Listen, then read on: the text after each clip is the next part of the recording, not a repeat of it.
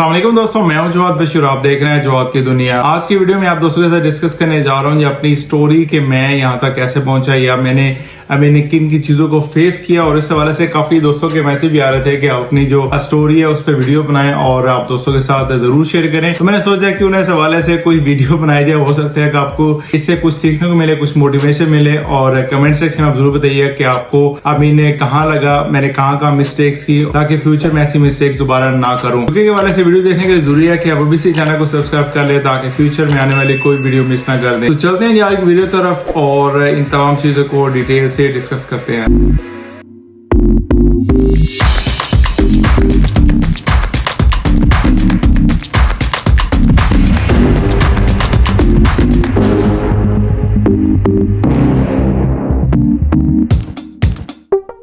जी, ये कहानी स्टार्ट होती है जी सऊदी अरब से। मैंने कुछ ऐसे सऊदी अरब में काम किया और बहुत से दोस्त जानते होंगे 2017 और 18 में जब वहां पे गवर्नमेंट चेंज हुई और नई हुकूमत आने के साथ साथ बहुत ज्यादा तब्दीलियां आई। और उन तब्दीलियों में सबसे बड़ी तब्दीली ये भी थी कि नेशनलाइज किया जाए, कि जितने भी वहां पे सऊदीज हैं उनको काम करने पर मजबूर किया जाए। क्योंकि उससे पहले जितनी भी गवर्नमेंट थी वो क्या करती थी कि जितने भी सऊदीज हैं वो काम नहीं करते, उनको मंथली बेनिफिट दिए जाते थे। और उससे ये होता था कि हाजी थे जो नॉन सऊदीज थे उनके लिए जॉब अपॉर्चुनिटी ज्यादा होती थी, उनको काम के जो मौके वो ज्यादा मिलते थे। लेकिन जैसे ये पॉलिसी आई, इसके साथ साथ जितने भी नॉन सऊदीज थे, खारजी थे, उनके लिए जो जॉब थी वो श्रिंक होना शुरू हो गई। और कंपनीज ने क्या किया कि जो सऊदीज थे उनको प्रेफर करना स्टार्ट कर दिया। और एक हवाले से ये ठीक है, उनका अपना मुल्क है और ये चीजें होनी चाहिए, लेकिन मेरिट बेस पे। फिर उसके बाद एक बहुत बड़ा अजाब ये आ गया, कोविड-19 शुरू हो गया। और उसके साथ साथ जो कंपनीज और ज्यादा कॉस्ट कंट्रोल को मद्देनजर रखते हुए अपना जो स्टाफ था वो उनको काम करना शुरू कर दिया। दो कि हमारी कंपनी ने कोई ऐसा स्टेप नहीं लिया और अपनी एम्प्लॉयज को हमेशा प्रोटेक्ट ही किया। उसके साथ साथ एक और बड़ा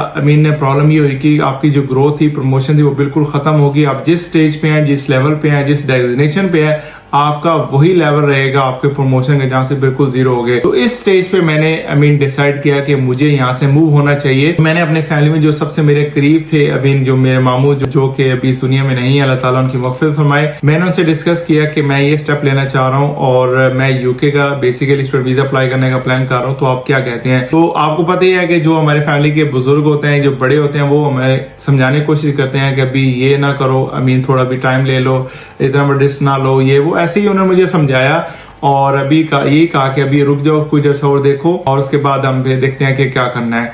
तो बहरहाल ये कहानी ऐसी चलती रही और बिलाखिर मैं उनको कन्विंस करने में कामयाब हो गया कि ये मुझे स्टेप लेना है और रिस्की जरूर है, लेकिन ये मैं स्टेप यहाँ से जरूर लूंगा। मीनवाइल मैंने अपने जो दोस्त है मेरे यहाँ यूके, मैंने उनसे डिस्कस किया कि मैं ये प्लान कर रहा हूँ, तो आप क्या कहते हो? उन्होंने मुझे सजेस्ट किया, शॉर्ट के कोर्सेज बताया कि आप ये कोर्सेज कर सकते हो तो अभी कर लो। फिर आप जब पाकिस्तान वापस जाओगे यहाँ से रिजाइन करके, आपको जो टाइम वो नहीं वेस्ट होगा और आप इजीली यहाँ पे प्रोसेस करके आ जाओगे। सऊदी में रहते हुए जो पहला जो स्टेप था, जो कि आपने आइट्स करना है या डुलिंगो या लैंग्वेज सर्च, जो भी आपका जो कोर्स होता है वो आपने करना होता है। तो सऊदी में रहते हुए मैंने वो कंप्लीट कर लिया और उसके बाद मैंने रिजाइन कर दिया। रिजाइन करने के बाद मैं फिर पाकिस्तान आ गया। पाकिस्तान में आते ही मैंने अपना जो बाकी जो प्रोसेस था, यूनिवर्सिटी के इंटरव्यू थे वो मैंने प्रिपेयर किया। यूनिवर्सिटी का जो इंटरव्यू था वो भी क्लियर हो गया और जो टीबी टेस्ट होता है वो भी उसके साथ साथ वो भी कवर अप हो गया। और उसके बाद सबसे बड़ा मसला क्या होता है किसी मिडिल क्लास फैमिली के लिए? बैंक स्टेटमेंट का। और बैंक स्टेटमेंट के लिए मेरे पास इनफ फंड नहीं थे।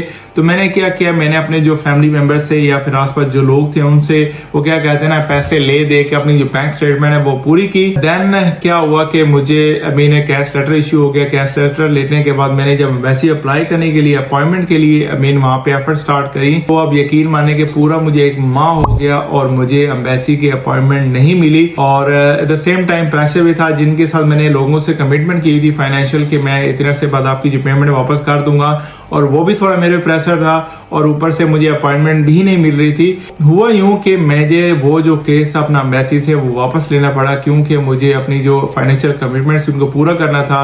और इन शॉर्ट के जो पहली अटेम्प्ट थी मेरी यूके वाली, वो फेल्ड होगी और मुझे अपना केस वापस लेना पड़ा, क्योंकि मेरे पास इनफ फंड नहीं थे कि मैं अपनी बैंक स्टेटमेंट को कंटिन्यू कर सकूं। तो मैंने वो पैसे सबको वापस कर दिए और मैं फिर पाकिस्तान में स्टक हो गया। ब्रिटिश एम्बेसी से केस वापस लेने के बाद मैंने क्या, उसी दौरान ही जब मैंने ये केस वापस ले लिया तो मैंने क्या किया कि फार्मेसी पे एज वो क्या कहते हैं ना, हेल्पर के तौर पे काम करना स्टार्ट कर दिया। और मैंने ये सोचा कि मैंने इस काम को सीखूंगा और अगर खुदा ना से मेरे यूके का नहीं होता तो देन मैं अपनी फार्मेसी खुद बिन बनाऊंगा, या जो भी होता है उसकी रिक्वायरमेंट्स होती हैं उसको पूरा करने की कोशिश करूंगा।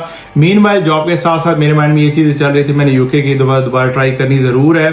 और 3 महीने गुजरने के बाद जब ये चीजें थोड़ी सी और कशीदा हुई तो मैंने कहा कि मुझे अब कुछ और जॉब करनी चाहिए, क्योंकि जो फार्मेसी में काम कर रहा था वो मैं विदाउट पे काम कर रहा था, जस्ट सीखने के तौर पे मैं काम कर रहा था वहां पे, और वो मुझे इस चीज का पे नहीं करते थे। सबसे बड़ा मसला ये था कि मुझे फाइनेंशियली अपनी फैमिली को सपोर्ट भी करना, तो मैंने क्या किया कि वहां पे जितने भी लोकल स्टोर से वहां पे काम करना शुरू कर दिया। और उसके साथ साथ मेरे माइंड में ये भी था कि मैंने दोबारा इसको ट्राई जरूर करना है, और मैंने वहां पे तकरीबन 5 से 6 महीने काम किया। और उसके बाद मुझे एक और अपॉर्चुनिटी मिली जी मोटरवे पे, मैंने वहां पे कुछ अर्सा काम किया। और मीनवाइल क्या हुआ कि मुझे दोबारा यूके की अपॉर्चुनिटी मिली और मैंने दोबारा से अप्लाई कर दिया। सेम यूनिवर्सिटी में अप्लाई करने का फायदा ये हुआ कि उन्होंने मेरा ऑलरेडी इंटरव्यू लिया हुआ था, तो मुझे स्टेट पे उन्होंने कैश लेटर इशू कर दिया, और इस फाइनेंशियली स्टेट में मेरे पास प्रॉपर थी। इस बात को तकरीबन 1 साल गुजर चुका, और जब मैंने अपनी दोबारा केस अप्लाई किया तो मुझे इजिली मैंने जो अपॉइंटमेंट थी वो भी मिल गई। और उसके साथ साथ अल्हम्दुलिल्लाह मेरा एम्बेसी का इंटरव्यू हुआ और वो भी क्लियर होने के बाद मुझे